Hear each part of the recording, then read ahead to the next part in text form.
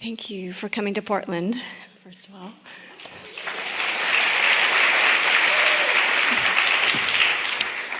I have a question about meditation. So, when I hear Esther's story of meditation, it sounds like she took it like a duck to water.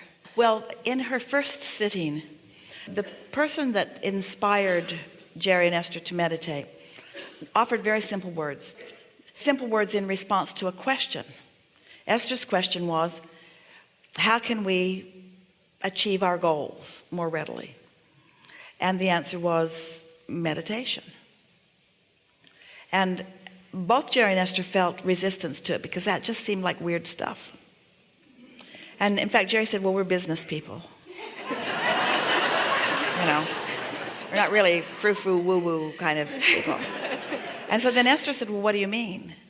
And the answer was, sit in a quiet room and wear comfortable clothing and focus on your breathing. And when your mind wanders, and it will, just release the thought and focus back on your breathing.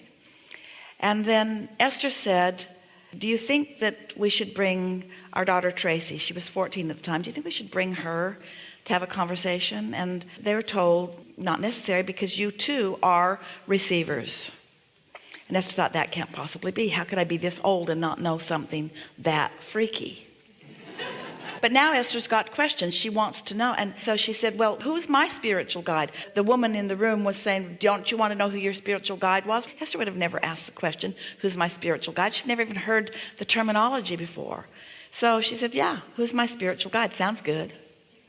And she was told, you will have a clairaudient experience and you will know. So now Esther's interests are all heightened. In other words, she wants to know who her spiritual guide is. Might be good.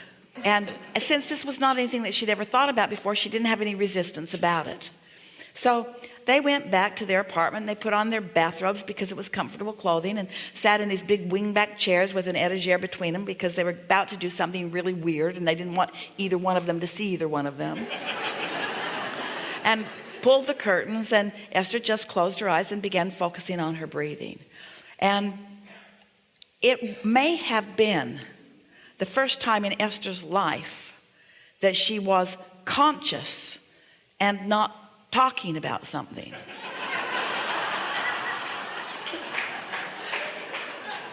She was pretty chatty. They were talking to one another all the time. And so she quieted her mind, and the only way that she could really keep her mind quiet was to really focus on her breathing. And so as she focused upon her breathing, right away, she felt a sort of numbness over her body, a detachment. She couldn't tell her nose from her toe. And she liked that sensation. She knew it was new. She knew she'd never experienced it before. She knew it had some relationship to what she was doing. She didn't have any other answers about it. She didn't know it was going to lead to this. Not really. She didn't know what this meant. She just knew that that detachment felt good. That's all she knew. And they'd set a timer for 15 minutes because Jerry was so practical. He did not want to get carried away into anything. Good luck with that, because Esther is sort of all or nothing. And so Esther said, let's do it again. So they set the timer again and again. She's focused upon her breathing. And again, she gets that glorious feeling of complete detachment. And then she said, let's do it again. So they set the timer again. And this time, at the end of that, her teeth were buzzing, not just chattering, buzzing, because she had allowed her vibration through the absence of thought. Now, she didn't have much resistant thought going on anyway. She was living pretty happily ever after. But her vibration clarified enough that she was able to allow a full stream of that which is us to flow. And then she knew, it's like our friend was talking earlier, she knew something significant was there, something that she wanted to experience more of, and she was willing to let it lead wherever it was leading because she innately knew that whatever it was must be good. Must be good. Right. And so if that's taking to it like a duck to water, all it meant was she had enough desire in the absence of resistance to accomplish enough to make her ask further. That's the way we would describe that. And that's the way we choose you as you come forward in this room. Enough desire and an absence, enough resistance that you light up enough to come forward to see what else there is. That's how life is, isn't it? Enough desire with the least amount of resistance in order to find that new place to go further. That's what the continuation of life will always be. So I first learned how to meditate in 1986. So it's been 30 years on and off of meditating. And there's absolutely, without a doubt, my life would be very different if I hadn't meditated these last 30 years. But unlike Esther... Well, here's why. Okay. Here's why. Okay.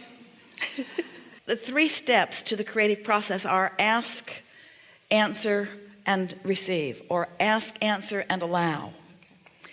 Well, the asking vibration and the allowing vibration are different vibrations. And so the advantage to Esther, and the reason that Abraham began to flow more and more, is because Jerry could stay in the asking mode and Esther could get in the receiving mode or the allowing mode. So Jerry was doing the asking and Abraham was doing the answering and Esther was doing the receiving. And so it worked out very nicely for them. When Esther wants to know something now, she gets in the asking mode and she clarifies what she wants to know. And then later at another time when she's in the receiving mode, the answer comes. And so what is your process for meditation? It's TM, Transcendental Meditation, mantra. So describe the process. How long? 20 minutes a day. And as you sit for that 20 minutes, what is your focus?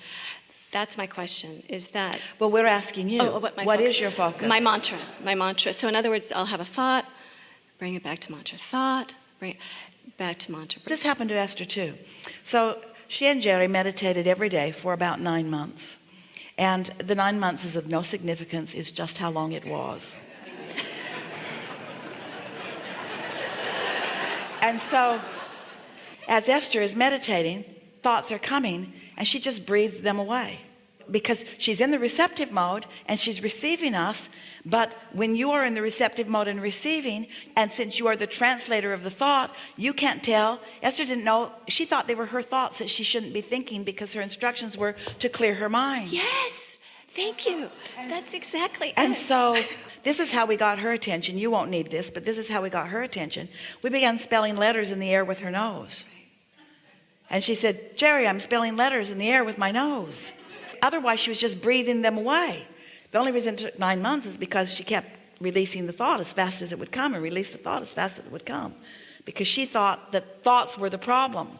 But it's resistant thoughts that are the problem.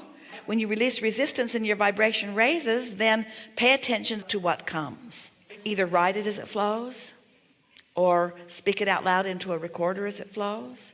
But just let it flow. So that's huge. What you just said is it's okay to have thoughts while you're meditating. I guess I've been trying to let my cork float. And well, the whole purpose of meditation is to release resistance. And once resistance is released, then you can let it flow out into your life. You don't have to stand on a stage or in a room and have weird conversations with people. In other words, there's no assignment to that. Meditation accomplishes its purpose when you've released resistance. And so then the thoughts that come are valuable thoughts. Exactly. That makes complete sense. Really good. Yes, thank you. We're very happy that we had this conversation. Now what?